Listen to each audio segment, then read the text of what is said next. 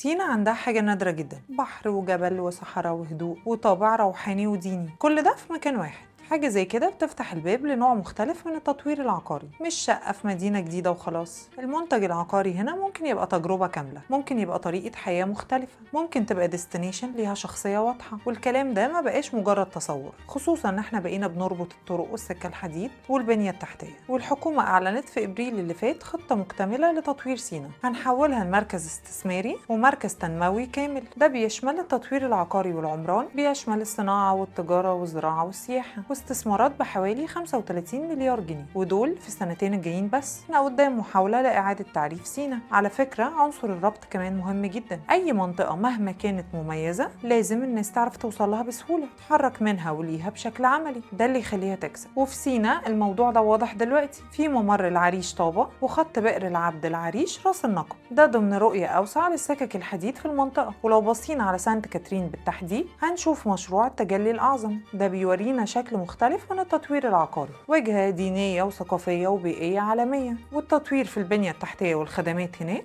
والتطوير اللي بيحصل في تجربة الزائر، حتى البنية الكهربائية هناك بتتطور. كل ده بيأثر على المنطقة بشكل عام. أنا شايفة سينا عندها فرصة كبيرة تدخل السوق العقاري المصري، وتدخله بطابع مختلف تماما، تجربة فيها هدوء وطبيعة. ولو قدرنا نوصل لمرحلة التشغيل ونستمر في تنمية سينا باستمرار، هيبقى عندنا منتج عقاري جديد السوق يقدر يتحرك عليه.